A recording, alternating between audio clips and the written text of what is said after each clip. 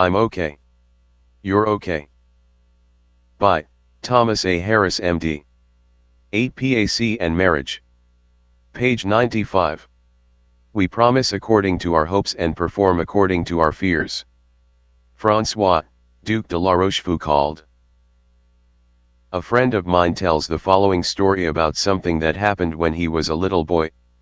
At the end of a meal his mother announced to the brothers and sisters, who numbered 5, that dessert would be the remainder of a batch of her special homemade oatmeal cookies, whereupon she procured the cookie jar and set it on the table. There followed a noisy scramble by the children to get into the jar, with the littlest brother, age 4, last, as usual. When he got to the jar he found only one cookie left, and it had a piece missing, whereupon he grabbed it and tearfully threw it to the floor in a rage of despair, crying, "My cookie is all broke." It is the nature of the child to mistake disappointment for disaster, to destroy the whole cookie because a piece is missing or because it isn't as big, as perfect, or as tasty as someone else's cookie. In his family the anecdote lived as a standard retort to further complaints: "What's the matter, your cookie broke?" This is what happens when marriages break. The child takes over in one or both partners, and the whole marriage is shattered when imperfections begin to appear. Marriage is the most complicated of all human relationships. Few alliances can produce such extremes of emotion or can so quickly travel from professions of the utmost bliss to that cold, terminal legal write-off, mental cruelty. When one stops to consider the massive content of archaic data which each partner brings to the marriage through the continuing contribution of his parent and child, one can readily see the necessity of an emancipated adult in each to make this relationship work.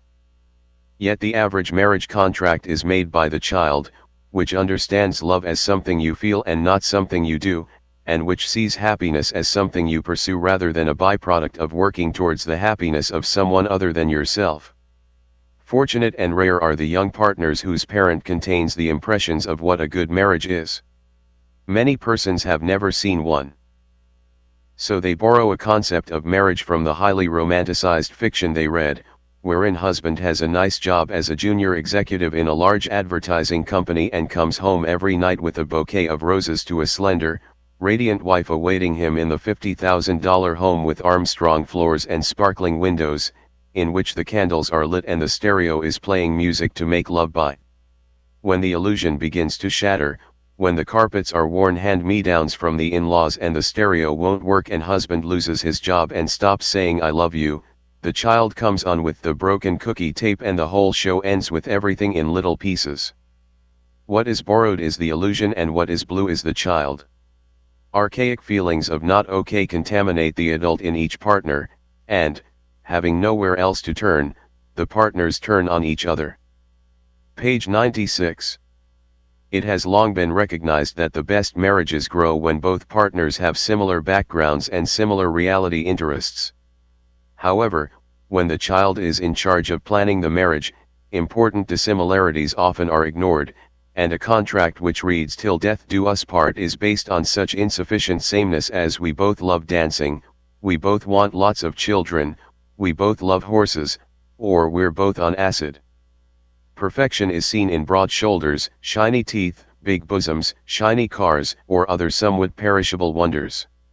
Sometimes the bond is established on the basis of mutual protest on the mistaken assumption that one's enemy's enemy is one's friend. In much the same manner as two children, mad at their mothers, comfort each other in a bond of mutual misery, some couples hang together in us against the world fashion as a protest against the malevolent they. They hate each other's families, they hate their phony erstwhile friends, they hate the establishment, or they hate those fatuous institutions of American superficiality, bowling, baseball, bathing, and work. They exist in a folie à deux in which they share the same delusions.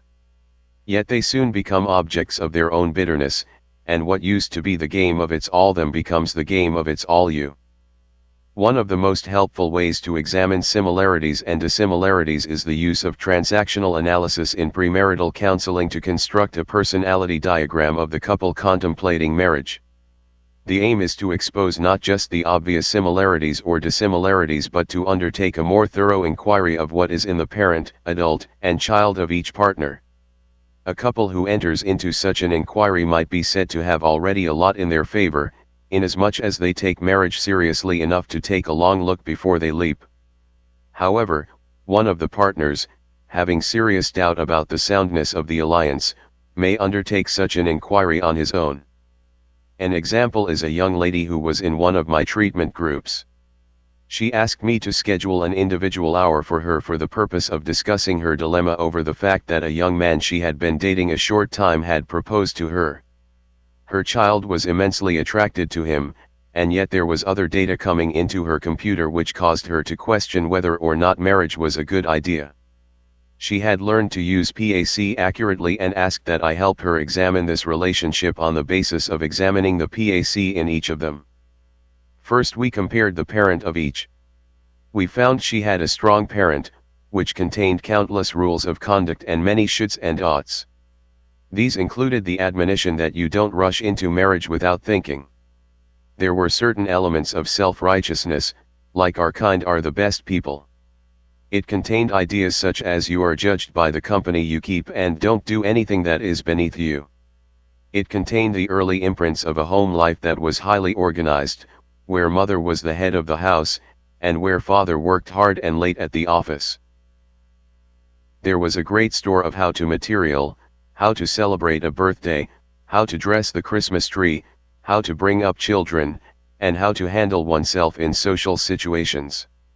Her parent was clearly an important influence in her life in that the impressions had been more or less consistent. Although its rigidity was sometimes oppressive and produced considerable not okay feelings in her child, her parent nonetheless continued to be a constant source of data in all her transactions in the present. Page 97. We then turned to an examination of the parent in the young man. His parents had been divorced when he was 7 years old, and he had been raised by his mother, who indulged him in material possessions and gave him sporadic attention. She herself was child-dominated and emotional and acted out her feelings in impetuous displays of spending, with intermittent spells of sulking, withdrawal, and vindictiveness. Father did not come through on the tape at all except as the imprint that he was a rotten bastard, like all men. The boy's parent was so disintegrated and fragmented and inconsistent that it did not come through in present transactions as a controlling or modifying influence over his impulsive, child-dominated behavior. Her parent and his parent not only had nothing in common, her parent also highly disapproved of his. It was readily seen that little basis existed for a parent-parent transaction about any subject, thus ruling out anything complementary at this level. We then undertook an inquiry into the strength of the adult in each and an assessment of their reality interests. She was an intelligent, well-educated young woman who enjoyed a wide variety of interests. She liked classical music, along with what was the current rage. She was well read in the literary classics. She enjoyed making things with her hands and liked to do creative, decorative things around the house. She enjoyed discussing philosophical and religious ideas and, although she could not accept the religious beliefs of her parents, did feel that some kind of belief was important. She was reflective, conversationally adept, and inquisitive. She was concerned about the consequences of what she did and felt she had a responsibility for herself. There were certain areas of prejudice which were found to be parent contamination of the adult, as any man over 30 who isn't married is up to no good, a woman who will smoke will do anything, anyone who can't get through college nowadays is lazy. What can you expect of a divorced man? In contrast, her boyfriend's adult was child-contaminated. He continued to be self-indulgent, as he had been indulged when he was a little boy. He had been a disinterested student in high school and had dropped out of junior college in the first semester because it didn't turn him on. He was not unintelligent, but he had little interest in the serious subjects that were important to the girl. He thought all religion was phony in the same dismissing way that he thought all grown-ups were phony. He couldn't spell, which particularly annoyed her, and the only things he read were the pictures in Life magazine, the kind of guy, she said, who thinks Bach is a beer. He had superficial ideas about politics and felt government was bad because it takes your freedom away. He was witty and clever but deficient in content. His primary reality interest was sports cars, about which he professed and exhibited extensive knowledge. It was apparent there was little to promote a sustained adult-adult relationship between the two. This level of transaction produced frustration in her and boredom in him. We then turned to an examination of the child in each. Her child was hungry for affection, anxious to please, frequently depressed, and sensitive to incoming signals of criticism, which reproduced a strong feeling of not okay. She could not get over the fact that someone so handsome could fall for her. She had not had many boyfriends and had thought of herself as plain, feeling her features were so ordinary that no one could possibly recognize her after one meeting. She was swept off her feet by this fun-loving, blonde Adonis, and she could not discount what a wonderful feeling it was to be loved and pursued. When she was with him she felt okay in a way she had never felt before and could not easily give this up. Page 98. His child, on the other hand, was aggressive, self-serving, and manipulative. He had always gotten his way, and he planned to get his way with her, too, which was part of the problem, since her parent would not allow her to enjoy the exotic pleasures to which he proposed to introduce her. His child so contaminated his adult, and his parent was so weak, that not only could he not weigh consequences, he thought the whole idea of consequences was silly and puritanical and preferred, like Scarlett O'Hara, to think about that tomorrow. As their relationship progressed there became less and less to talk about. Nothing existed parent-parent, little existed adult-adult, and what did exist on the child-child level soon produced major disturbances in the girl's parent. The relationship then began to settle in a parent-child pattern, with her assuming the role of the responsible and critical partner and his assuming the role of the manipulative, testing child, reproducing his original situation in childhood. This PAC appraisal was quite different from a judgment as to how good or bad each partner was. It was a search for objective data about each, with the hope of predicting what kind of relationship might be possible in the future. After much reflection on this material, the girl decided to give up the relationship as a bad deal that held little promise for happiness for either one. She was helped to see, also, how her not okay child was vulnerable to the advances of men who were less than she was, in that she had the feeling she wasn't good enough for a really nice guy. She not only found why this relationship was not complementary, but she discovered what she truly was looking for in a man and proceeded not on the basis of her not okay position but on the basis of a new self-respect. Not all relationships contrast so clearly as this one. She had a strong parent and he had a weak parent. There are many cases where both partners have a strong parent, but with different and frequently discordant content. Different religious and cultural content can produce serious difficulties if each partner feels the strong need to abide by the unexamined dictates of his parent. Sometimes this difference is glossed over in the early stage of a marriage, only to emerge with fierce urgency with the arrival of children. Although a Jewish man may agree in advance that his children be raised in the Catholic faith according to the wishes of the Catholic bride-to-be, this does not mean that he may not be deeply troubled about it later on. The feeling here is that my religion is better than yours and, in fact, our people are better than your people, which soon is reduced to I am better than you. This is not to say that differences of this kind cannot be resolved, but they require an emancipated adult in each partner proceeding on an I'm okay, you're okay basis. Page 99. These differences are acknowledged ideally before the marriage. But this seldom happens. The young couple is in love, the partners, if they do have any premarital counseling, spend a perfunctory hour with the minister and then proceed on the basis of fulfilling a wish for what is called a happy marriage, frequently without the benefit of having seen one. What are the possibilities, then, for reconstructing or salvaging a marriage which has been entered into without the benefit of this kind of analysis? Since no two people are exactly alike, the idea of perfect compatibility is illusory. The problem can perhaps best be stated in terms of comparative difficulties, it is difficult to work out the differences and make compromises, but it also is difficult to proceed with the alternative, the dissolution of the marriage. One cannot proceed on the basis of rigid absolutes, such as divorce is always wrong, because there are other principles involved which also apply. Insisting that a woman continue to live with a cruel and abusive husband and never find happiness with anyone else is to discount the importance of human dignity in favor of retribution. You made your bed, now lie in it. To insist that a man continue to support a lazy, vengeful wife who denies any complicity in the deterioration of their marriage discounts the same principles of human dignity.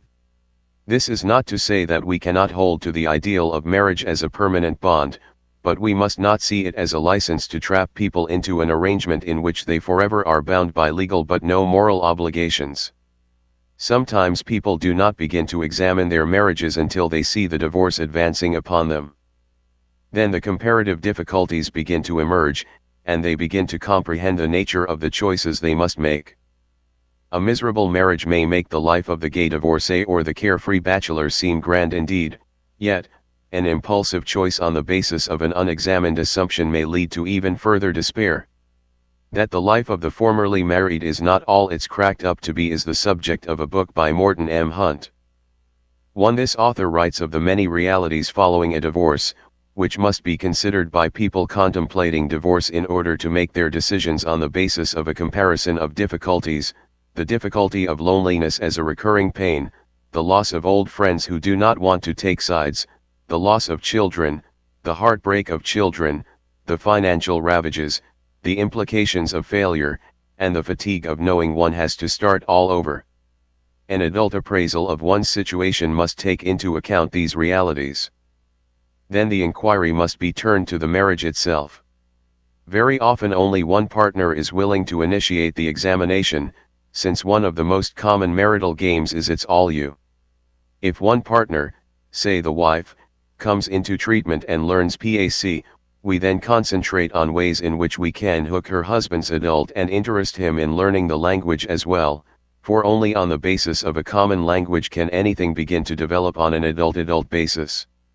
If one partner refuses to cooperate in this, the chances for saving the marriage are greatly diminished. But if both are interested enough to work at the marriage, PAC provides them with a tool to separate themselves from archaic parent dictates and by now well-established game patterns. Page 100. One of the first things they may examine after they have learned the language is the marriage contract itself. The average marriage contract is a bad one, a 50-50 deal with emphasis on the bookkeeping. Eric Fromm calls this kind of marriage contract a trading of personality packages. Don't they make a good match? She will be such an asset to him. Don't they complement each other? He trades his position with the Junior Chamber of Commerce for her contribution as an I-Magnine and Helena Rubinstein armpiece. As such, they become things and not people, in a competitive market.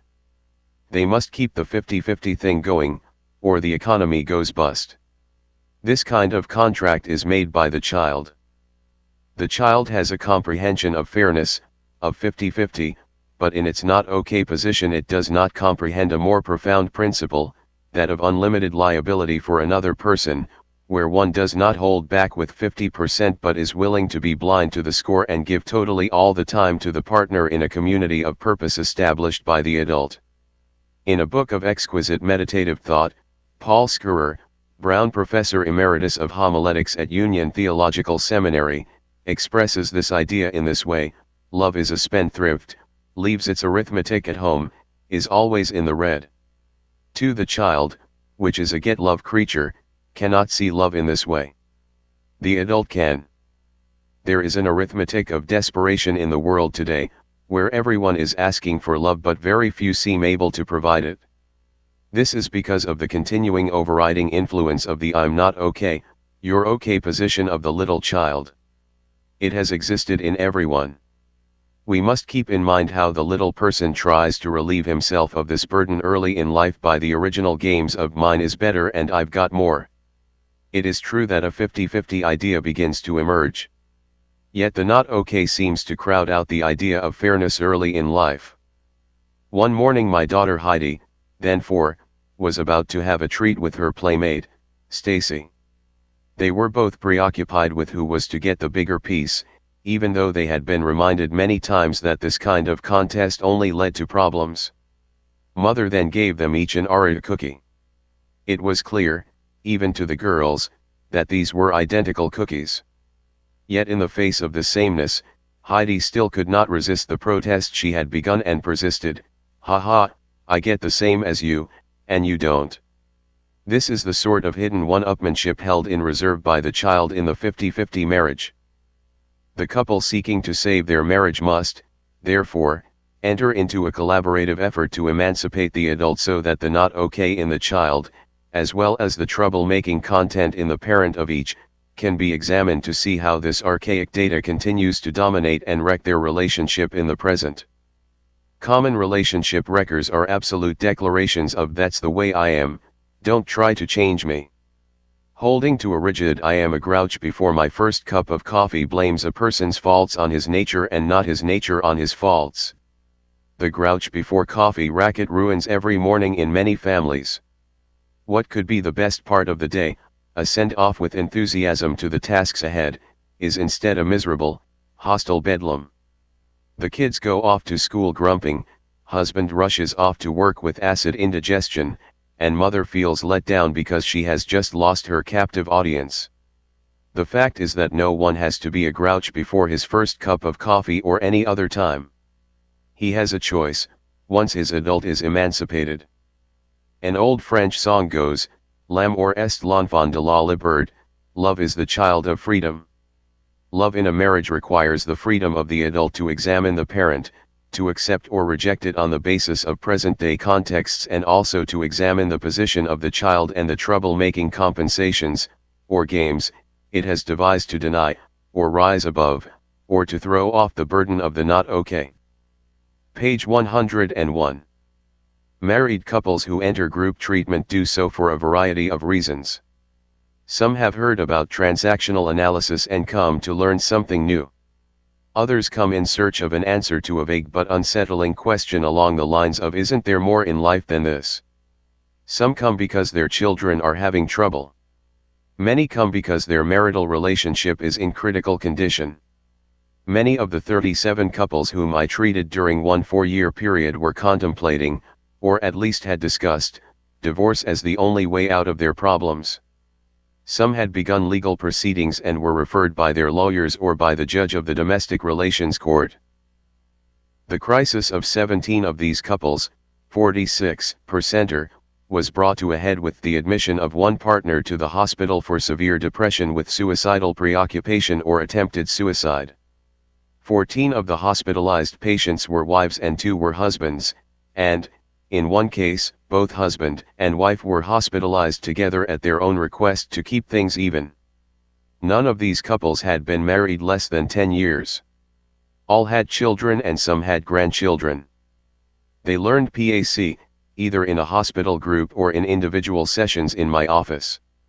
When the concept was understood by both partners, there was eagerness expressed to join one of the existing married couples groups of 5 couples each. The average number of treatment sessions for each couple was 17, roughly 1 session a week for 4 months. My married couples groups are scheduled for the last hour of the day for 1 hour but occasionally run longer. Of these 37 couples, 35, to my knowledge, are still married, 2 are divorced. 4 of these 35 dropped out of the group because they would have had to give up their games and were unwilling to do so. The other 31 couples report good transactions in their marriages, in which each partner is now finding the excitement of new goals, the relative absence of old destructive games, and the achievement of intimacy. In achieving one of the original goals of treatment, that of saving the marriage, we can report an 84% success with this group of patients. The relationship of many couples is a complicated mesh of games, wherein accumulated resentment and bitterness have produced intricate, repeated versions of uproar, "It's all you, blemish, so's your old man, and if it weren't for you I could." The rules and stereotyped plays in these games are catalogued in great detail in Burns' Games People Play, which has been one of the standard manuals assigned for reading to couples in treatment. These games all grow from the early childhood game of mine is better, designed to overcome the original fear of being cheated. One of the most brilliant exposes of a game existence is written by Edward Albee in the already mentioned Who's Afraid of Virginia Woolf? This play illustrates that despite all the desperation produced, there still are enough secondary benefits that the games, in a sense, hold the marriage together. Some marriages are held together by virtue of one sick partner. If that partner begins to get well and begins to refuse to get involved in the old games, the marriage begins to fall apart. Page 102. One husband, whose wife had just been released after a 10-day stay in the hospital, called me in a state of consternation saying, "My wife seems happier and better, but now I can't get along with her at all." Marriage is like posture. If the shoulders begin to droop, a complementary droop must develop somewhere else to keep the head perpendicular to the feet. Similarly, if one partner changes, other changes must complement this in order to keep the relationship intact. This is one of the major weaknesses of the old types of psychotherapy, where the psychiatrist treated only one partner, and refused to even talk with the other partner. The emphasis was on the relationship established between the psychiatrist and the patient, leaving the marriage relationship outside the door. As the patient's loyalty and behavior began to change, the marriage frequently suffered because the other partner had no conceptual tools with which to understand what was going on or to understand his own accumulation of fury and despair. If he could afford it, the other partner might enter treatment with someone else only to become further estranged as he, too, shifted the object of his affection.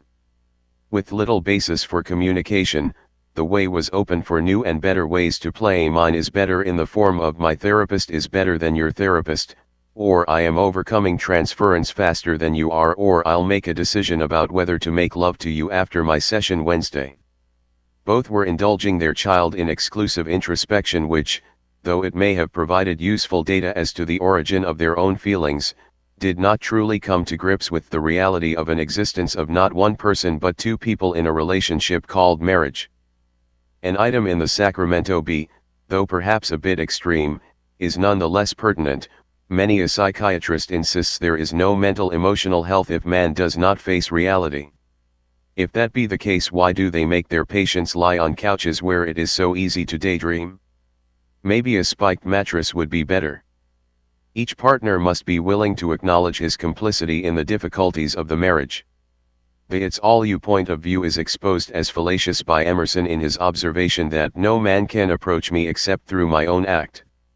If the husband has been abusive for 10 years and the wife has taken it for 10 years, then she, in her way, has participated in the exchange. If either partner refuses to acknowledge this complicity, there is little hope for change. Arthur Miller, in his sensitive story about Maggie in After the Fall, a character who bore a striking resemblance to his wife, Marilyn Monroe, wrote that his play was about the human animal's unwillingness or inability to discover in himself the seeds of his own destruction. It is always and forever the same struggle. To perceive somehow our own complicity with evil is a horror not to be borne. It is much more reassuring to see the world in terms of totally innocent victims and totally evil instigators of the monstrous violence we see all about us. At all costs, never disturb our innocence. But what is the most innocent place in any country? Is it not the insane asylum? There people drift through life truly innocent, unable to see into themselves at all. The perfection of innocence, indeed, is madness. 3. Page 103. This horror not to be borne is understandable when one considers that the admission of complicity adds still another load to the crushing not okay burden which has caused the problem in the first place. The admission of guilt is hard. It is this final affront to the abject child, this additional burden, that is referred to by the German theologian Dietrich Bonhoeffer. Is not this to lay another and still heavier burden on men's shoulders? Is this all we can do when the souls and bodies of men are groaning beneath the weight of so many man-made dogmas? 4. Understanding structural analysis, the nature of the parent, adult, and child, shows us a way out of this dilemma of on the one hand the impossibility of change without the admission of complicity, and on the other the crushing implications of the admission of guilt. In a very practical way we can see a difference in how we confront a person with what he does. If one says, "You are a cranky, ill-tempered, difficult, unpleasant person, and this is what is wrong with your marriage," one is simply supporting the not okay position and producing feelings that make the person even more cranky, ill-tempered, difficult, and unpleasant. Either that, or you drive him into a deepening depression.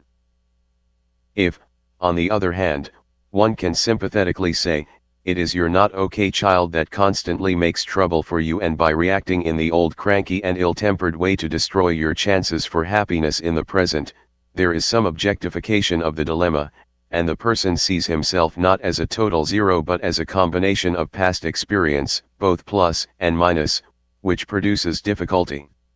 Moreover, it makes possible a choice. A person can acknowledge this reality about himself without falling apart, and this acknowledgement can begin to strengthen his adult for its function of examining the parent and the child and the way in which these old tapes come on to produce the tyranny of the past. Without the acknowledgement of my part in our problems, transactional analysis or game analysis can simply become another way of expressing hatred. "You and your damn parent, your nasty child is coming on again, dear. There you go, playing a game again." These constructions then become clever and abusive epithets in a new game of game calling.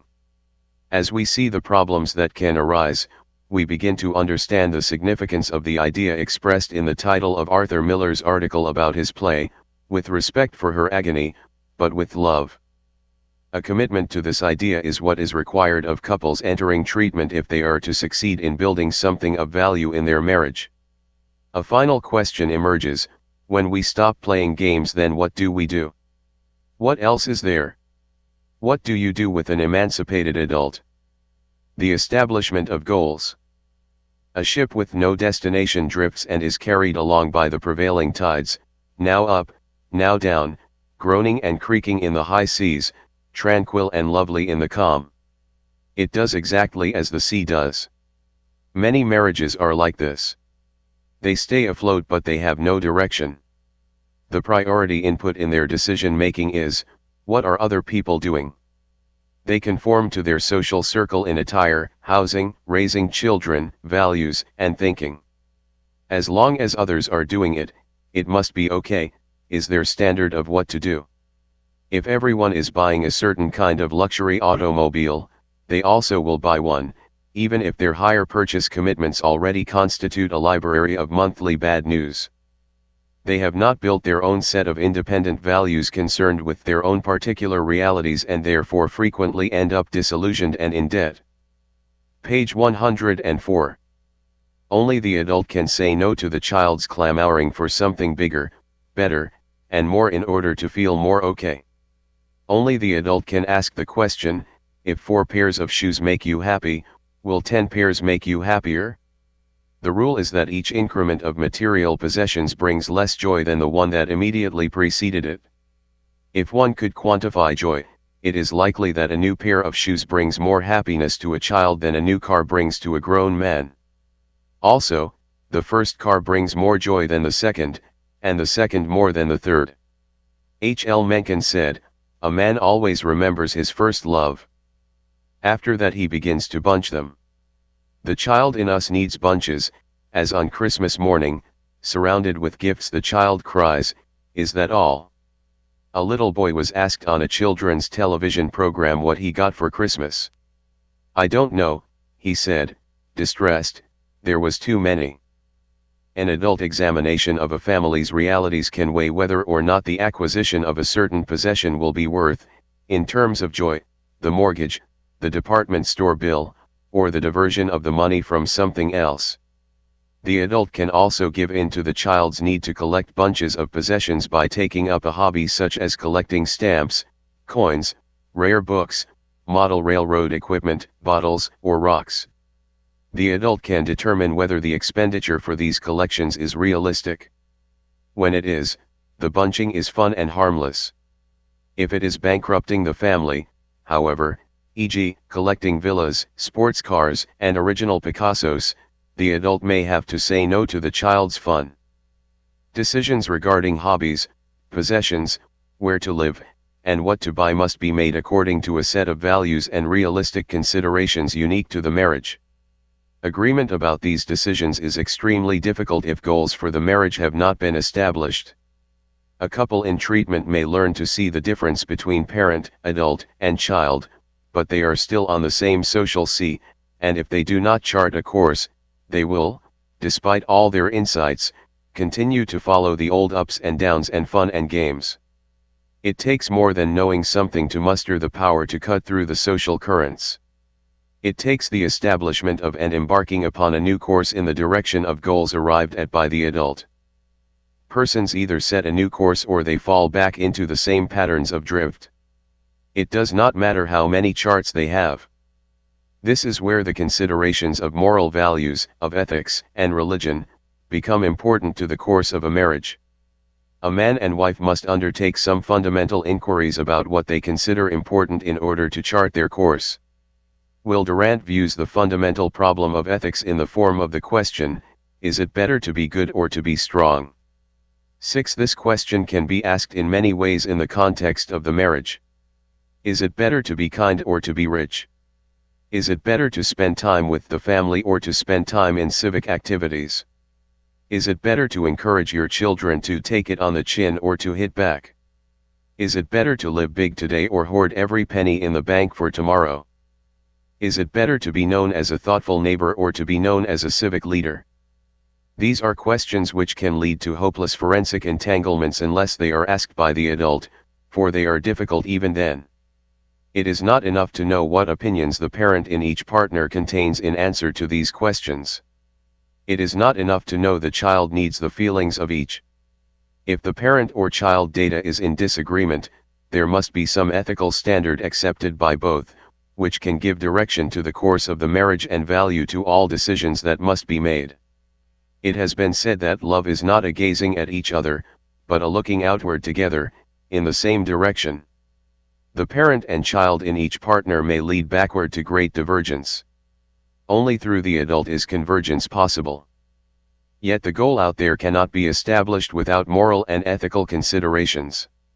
One of my frequent questions to a couple in an impasse over what to do now is, what is the loving thing to do? This is the reaching beyond scientific evaluation to the possibility of the evolution of something better than what has been before. What is being loving? What is love? What kinds of words are should and ought? These questions are considered in depth in Chapter 12, PAC and Moral Values.